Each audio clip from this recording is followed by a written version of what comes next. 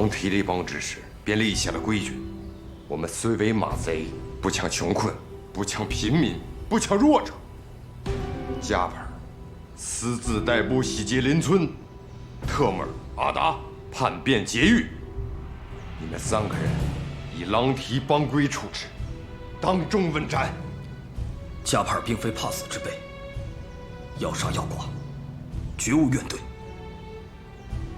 但是我这2个部下，阿达、特木尔，他们是狼提帮最英勇的战士。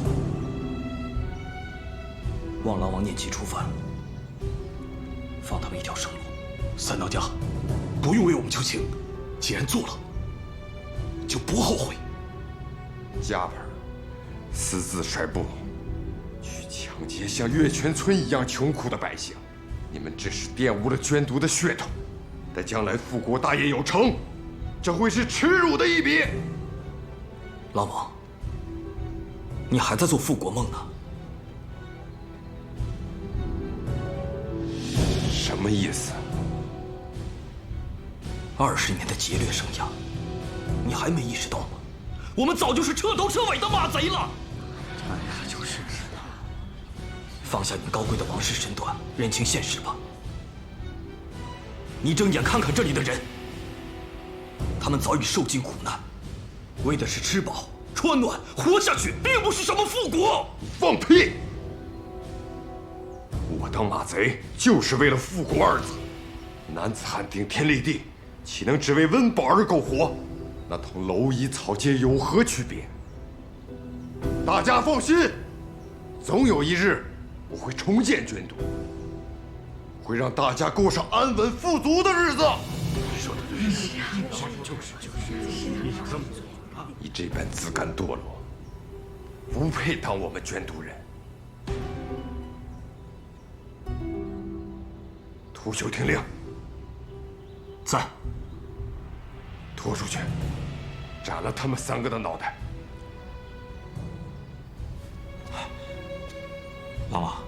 狼王还请息怒，看待加帕尔过去的功劳和苦劳，饶他们一命吧。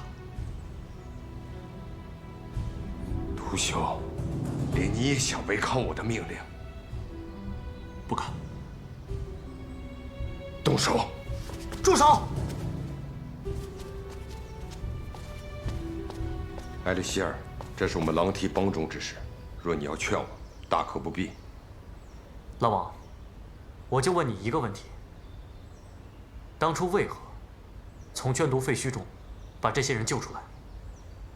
他们都是我捐都族人，我不能见死不救。救出族人是为了让他们活下去，可现在呢？你却想要他们的性命。我不是没有给过他们机会。加帕尔固然有错，但罪不至死。他跟你一样，所做一切都是为了捐都族民。家不可一日无归，国不可一日无虑。倘若我今日放过他们3个，他日我还有何立场统领狼提帮复兴捐都国呢？中原有句话：道不同，各从其志。人的想法是会改变的。当初和你一心的那个人，现在也许找到了新的志向，倒不如你放他们离开这儿，让留在你身边的人心甘情愿。你起来吧。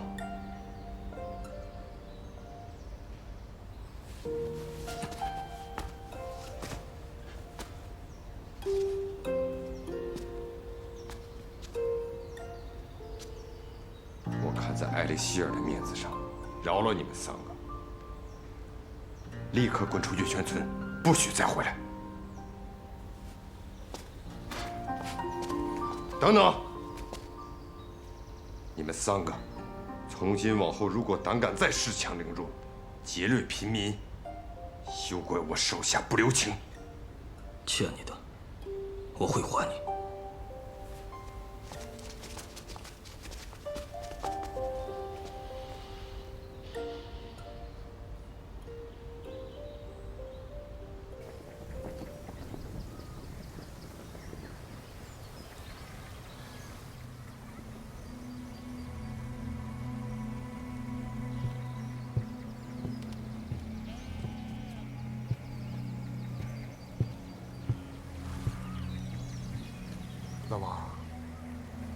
我知道你心里不痛快，你要是愿意的话，我陪你说说话。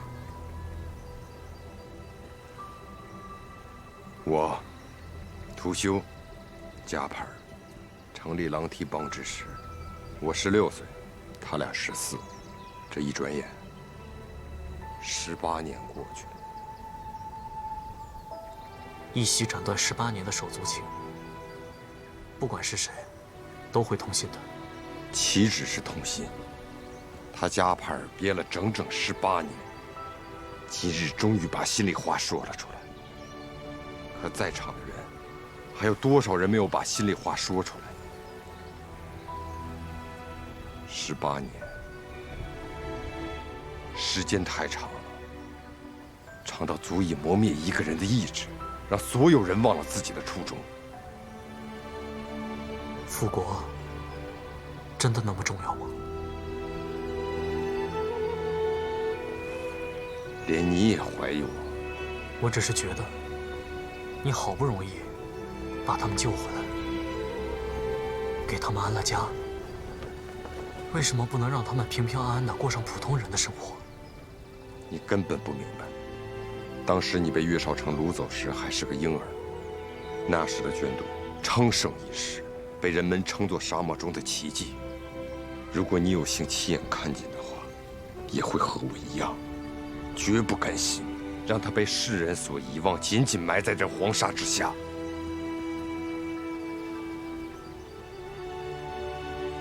可是你看看，现在的捐毒，只剩下寥寥数百人了。如果他们忘记自己从何而来，这辈子甘心当马贼、当牧民了却一生，用不了几十年，世上就再无捐毒了。我明白了。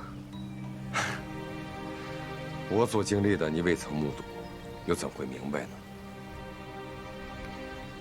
从小我不喜文墨，不弄刀枪，唯一感兴趣的就是演术。在别人眼里，我是一个每天只会跟木头疙瘩打交道的怪人。可是我见过演术真正神奇的地方。虽然我现在不能像谢伯伯那样造出精妙绝世的演甲，只要我不放弃，一切就有可能。唉，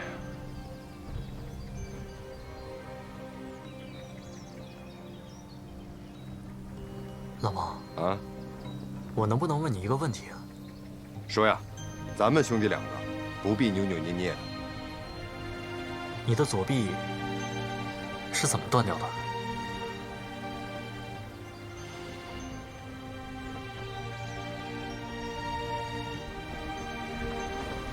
？20年前，就是那岳少成兵临城下，我身在城外猎场，因此逃过一劫。当我得知捐毒的惨况后，快马加鞭赶回城里，却看到父亲身首异处，母亲殉情而死。当时满地都是尸体，见到的幸存者像是受了极大的刺激，精神恍惚。我跨过一个一个死人，直奔王府废墟。你是去找我吗？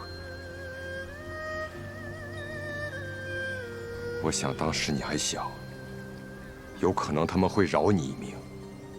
我在废墟中找了很久，我终于在一个发狂的士兵手中发现了你。然后呢？然后我不顾一切想把你从他手中抢回来，但是那个发狂的士兵力大无穷，见人就砍。你的胳膊就是被他砍下的吗？他一刀砍下来，我就晕倒了。等我醒来后，左臂就断了，你也不见了。原来你没了左臂，是为了我。当时我以为你遭了难，所以在这20年里，我日日都恨自己无能，我恨自己没能力救下你。可谁成想，是他岳少成掳走了你。狼王，我……行了，这都是过去的事儿，不要再提了。我要感谢爹娘在天之灵的保佑，让我们兄弟二人还可以团聚。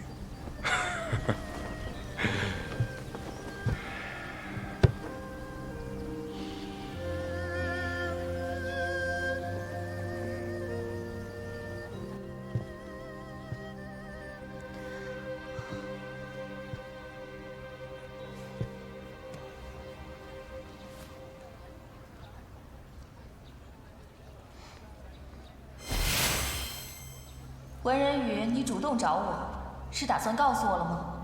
我师父怎么样了？现在仍平安无事，可过了酉时，我便不敢保证了。我要先确认他的周全。文人宇，我没有时间陪你耗，你师父的命留是不留，自己看着办。我说了，我要先确认他的周全。廉贞祭司，你若现在关了水镜，便别想从我口中得到你想要的消息。我的意思是，我们见面。怎么，想跟我谈条件？你们行事诡异，视人命如草芥，我信不过。你打算如何见面？捐毒遗址西侧的枯树林，你把我师父带来。见到师父，我便告诉你他们的下落。小丫头，希望你别耍花样，否则你和你师父都要死在我手里。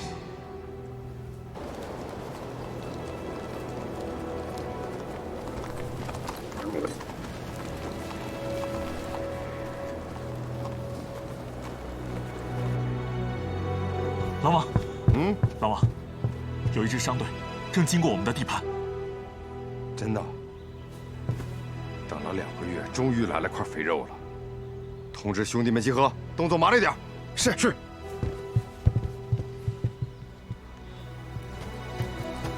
狼王，你们先去准备，我马上就来。怎么了？你们这是去哪儿啊？这不2个月了吗？终于来块肥肉，准备把它拿回来。肥肉？你们该不是去打劫吧？是不是打劫？跟我去看看不就知道了。哎，走了。蹲下，别动，小心点啊！这回这衣服还不错，有点动。兄弟们，手脚都麻利些，早点退下，就吃了。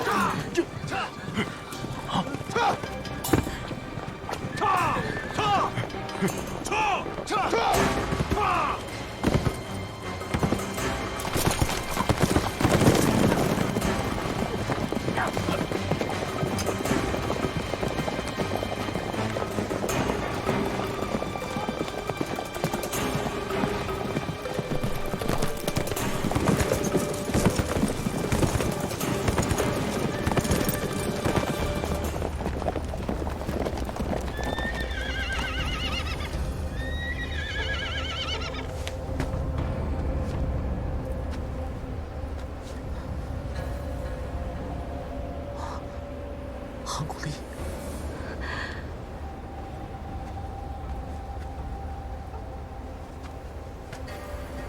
张木纳，你好大的胆子，敢来我们狼蹄的地盘抢东西！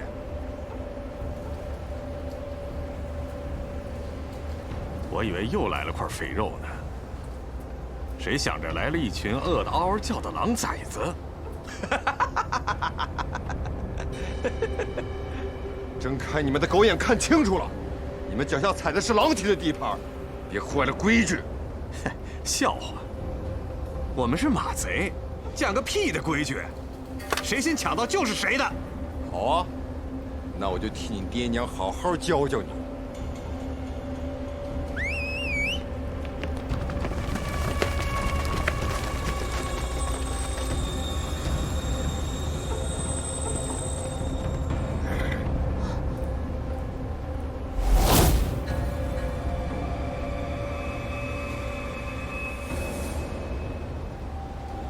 狼王啊，狼王，你知道为了今天，我费了多大劲儿吗？你也不动脑子想想，这些商队为了避开你，不惜远绕屠庐山而行。可今日为什么要出现在你狼蹄的地盘上？你什么意思？我费了很大的劲儿，把屠庐山谷的路给堵了，逼他们走你的地盘上，设好了陷阱等你钻啊！卑鄙小人！马贼嘛，那又怎样？从今天开始，西域沙漠上不再有你们狼蹄，只有我们鹰骑。放箭！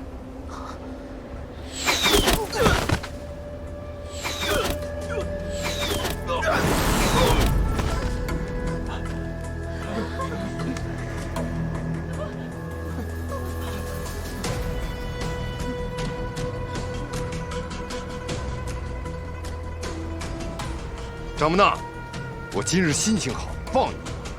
识相的，带着你的人滚！老王，你觉得你有把握吗？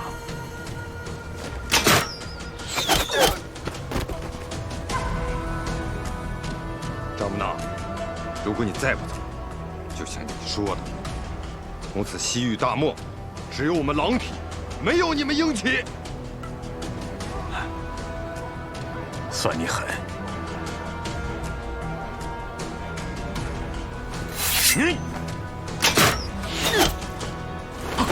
大当家的，大当家的，大当家的！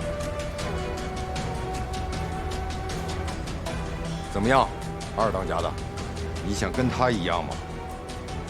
这笔账我记下了，狼王，咱们来日方长，我等着你。撤！撤！撤！撤！撤！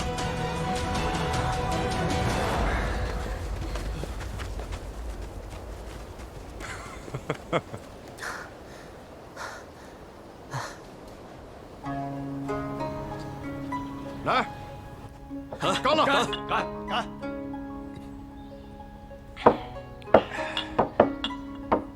来，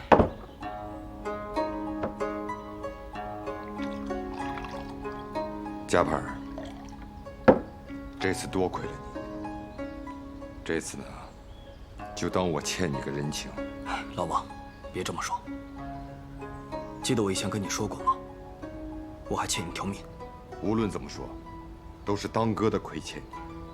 既然是兄弟，还有什么事情是过不去的？来，干！对了，韩古丽，这次怎么没有碰见阿里木老爹？哦，阿里木老爹得了风寒，所以这次买卖也没有参加。我们选错了路，也不知道为什么就遇上了鹰骑。不知道为什么遇上鹰骑，啊？要不是鹰骑把所有的路都堵上了，你几个月没来我们狼蹄地盘了。这次是看在我弟弟的面子上，如果下次，狼王特地赶过来，不是为了打劫，而是为了从鹰骑手里面救人的。啊？哦，早听说过西域狼王慷慨仗义、劫富济贫。哦，不对，应该是路见不平拔刀相助。今日一见，果然名不虚传。我这次呢来西域，就是为助狼蹄改头换面。从今天开始，狼蹄不再劫掠，而是改成护送商队营生。等，埃里希尔殿下，你的意思是说，我们狼蹄从今往后，不再掠夺商旅，还是去保护商旅？对，没错。哎，你说清楚点，我没明白什么意思。老王，中原人有句话，树挪死，人挪活。如果遇到问题还不变通的话，就只有死路一条了。哎，你看啊，我也知道，这个当马贼不是正经营生。我自己一个人怎么都好说，可月泉村这么多老弱妇孺，如果断了这个营生，那粮食怎么解决啊？老王，若是当马贼行得通的话，你和加帕尔还会有矛盾吗？这不是一回事儿。西域马贼帮派众多，正是因为帮派多，所以过往的商旅越来越少。现在还能为继，可再过个3、5年呢？狼蹄在西域赫赫有名，消息传开了，就会有商旅自己找上门来，到时候族人衣食无忧，你们也不用再拼命去夺财了。狼王，你若想光明正大的光复眷土，眼下正是个好机会。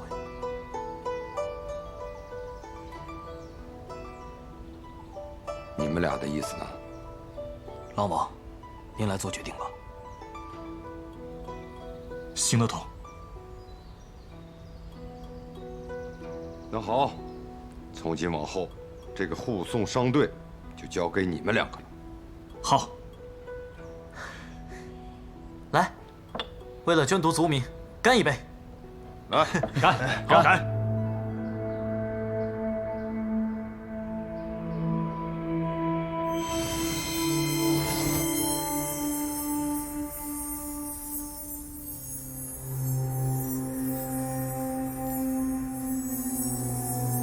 昭明乃是天皇伏羲下令所铸神剑，具大异能，可斩断世间一切的灵力流动。那岂不是能灭尽世间一切法力连结？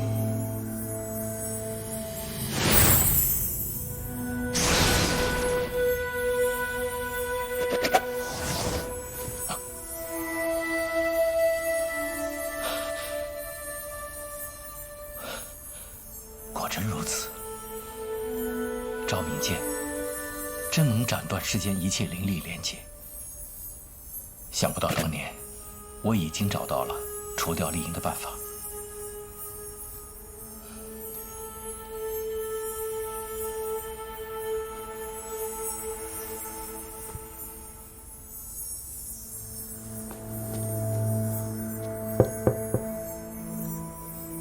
谢伯伯，谢伯伯。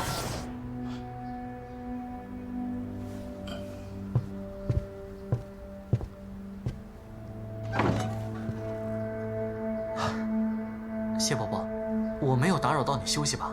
哈，无妨。有事找我？啊，有样东西想给你看一下。啊，进来说。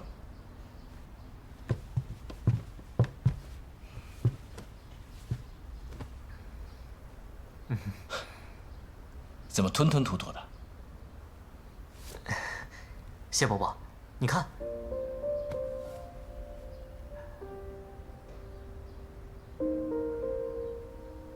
这只岩甲鸟是你自己做的？这只岩甲鸟我已经研究了好几年了，我想靠自己努力把它做出来。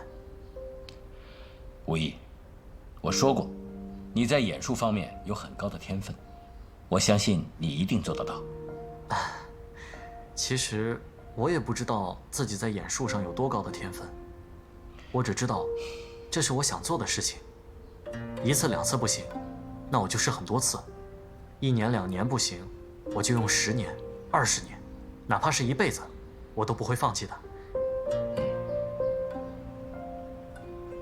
其实我知道自己的演术还不够精湛，术法根基也不是很好，而且还有很多缺点，暂时还没有资格成为谢伯伯的弟子。但是谢伯伯，拜你为师是我这一辈子最大的梦想，我是不会放弃的。谢伯伯不收我为徒，肯定是有自己的考虑。只要你知道，我一直在为此事努力，就行了。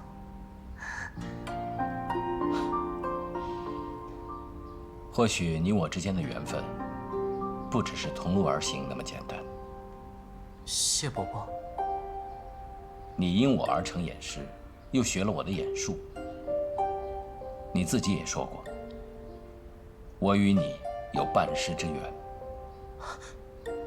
谢伯伯，你是肯收我为徒了吗？我能不能收你为徒，就要看你自己有没有这个天分了。看我自己。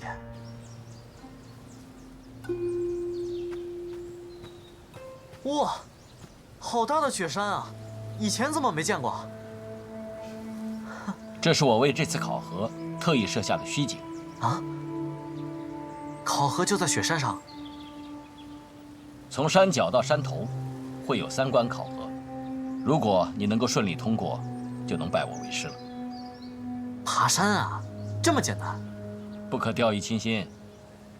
山脚温暖如春，山腰萧瑟如秋，山顶则严寒如冬。考核的难度也会逐步增加。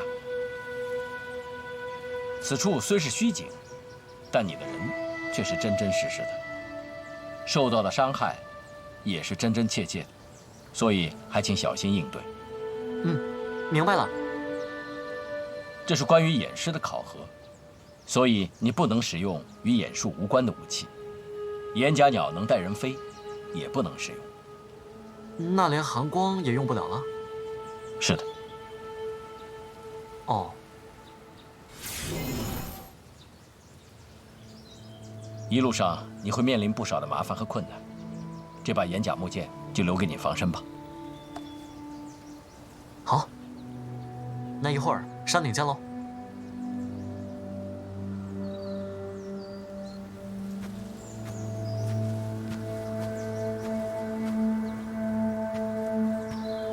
这是哪儿？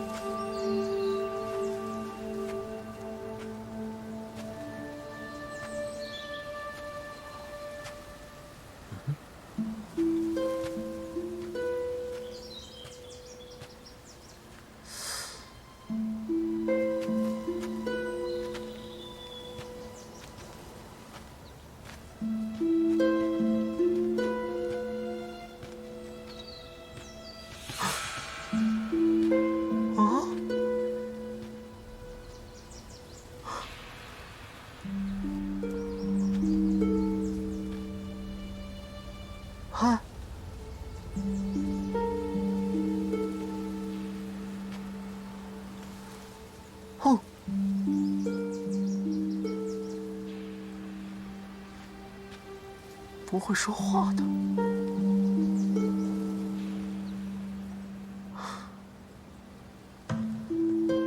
该不会是谢伯伯给我设置的难关吧？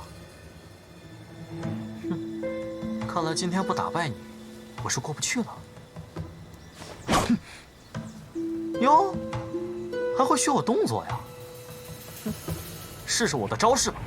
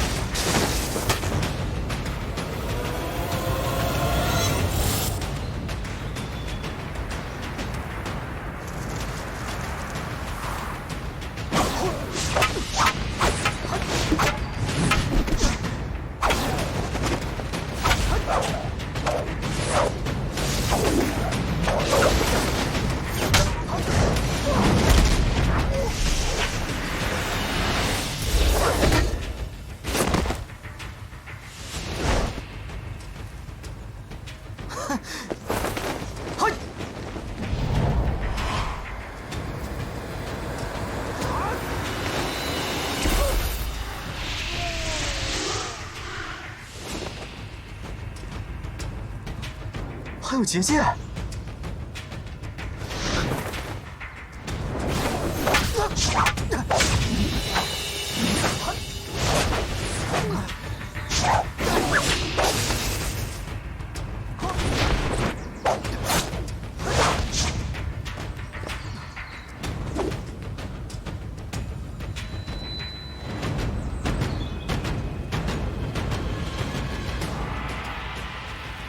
可恶！无论出什么招，他都能马上学会。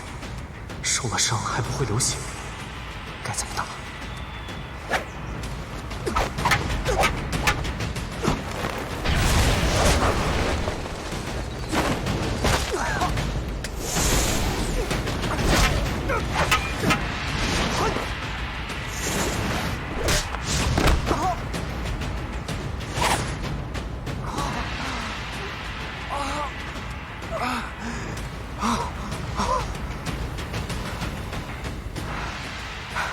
好想想，一定有办法。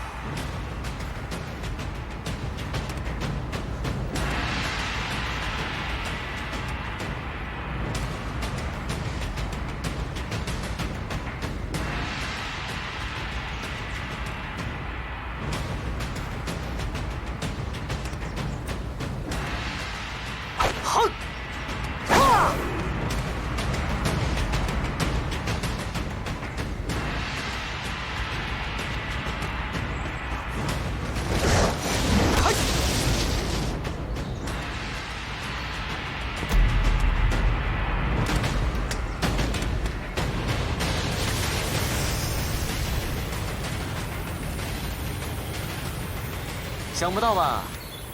结界啊，是由灵力和磁场编织的一张大网，黑磁石可以干扰磁场，从而破坏灵力流动的稳定性。就算你能模仿我的动作，模仿我的招式，但是你没有我聪明。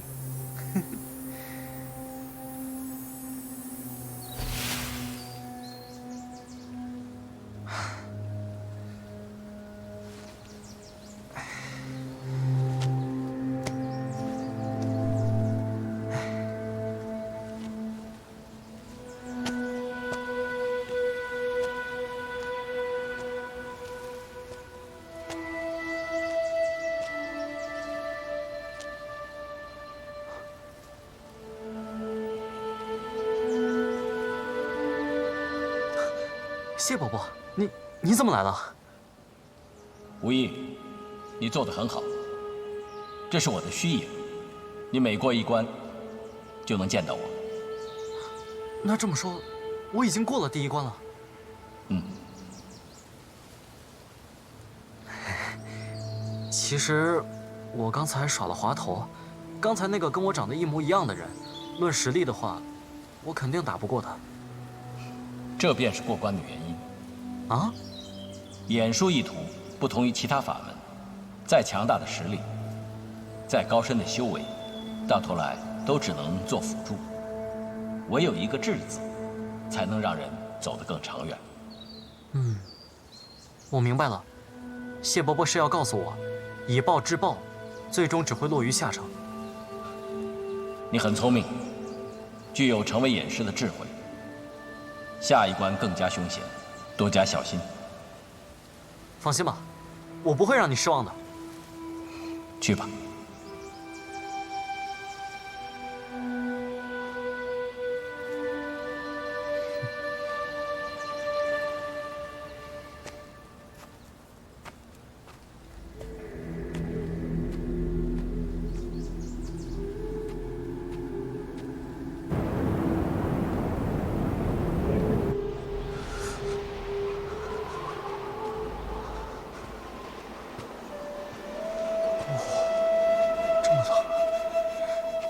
谢伯伯第二关，不会是想考验我的御寒能力吧？要是文人在就好了，他会火术法术，还会点个火取个暖。文人的暴脾气，惹他发个火，还能暖和一阵子。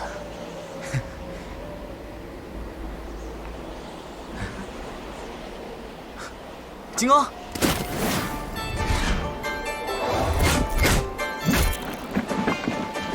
金刚，火冲天！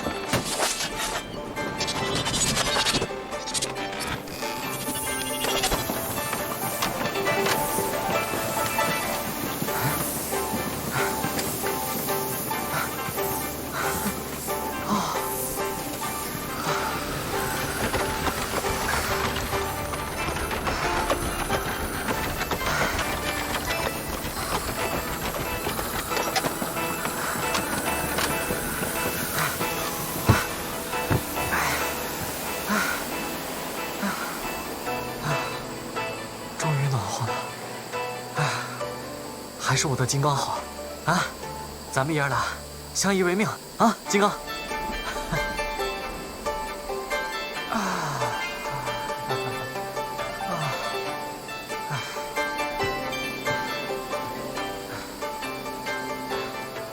暖和的差不多了啊！金刚，变！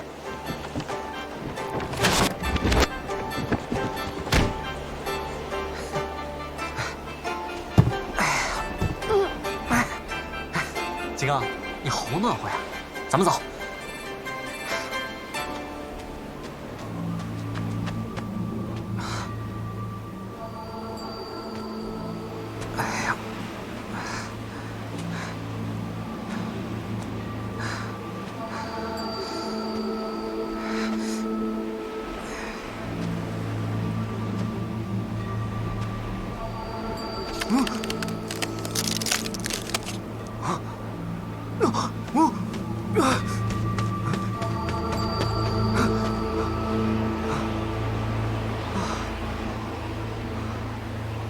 冰层约3寸厚，桥长约6丈，能够承受的重量大概是10斗米，跟我的体重差不多。可如果带上金刚的话，恐怕就过不去了。谢伯伯说过，这雪山是虚构的，可承受的伤害却是真真实实的。如果不带上金刚的话，恐怕咱们爷儿俩以后就再也见不到了。就算金刚放回岩甲包里，也是一样的重量。金刚，再试一次。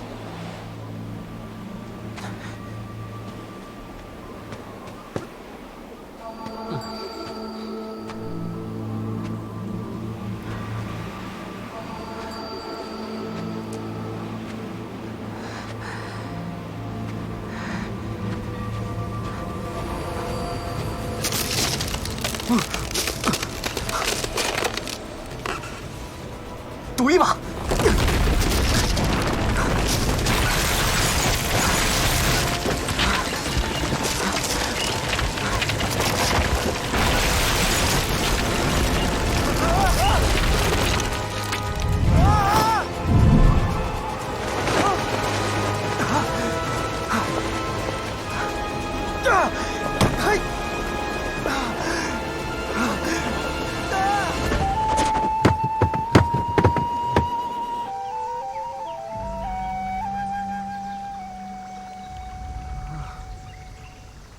谢伯伯，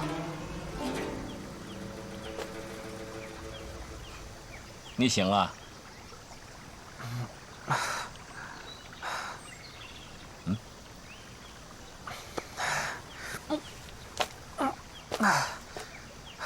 你没事吧？你不是虚啊，是真的谢伯伯。难道是谢伯伯救了我？我说过，第2关非常凶险。可是我失败了。谁说你失败了？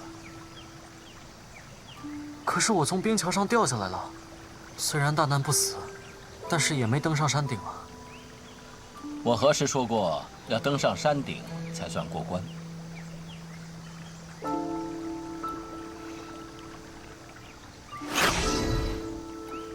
啊，金刚！啊，谢伯伯，谢谢你。金刚陪了我10几年了，要是他被摔坏的话，我会难过死的。无意，其实第2关你无需走过那冰桥，只要有一颗人心就可以了。人心？君子以仁存仁，仁者爱人。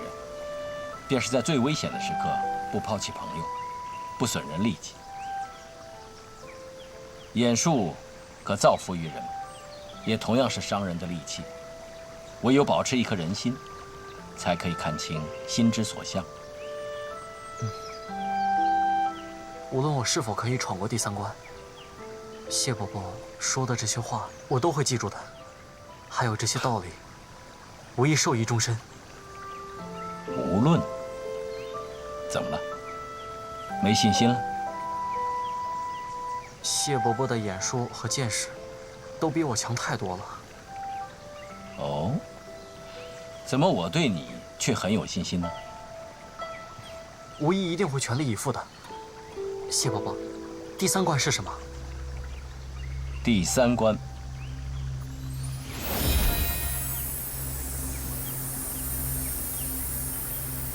你进去看看，不就知道了？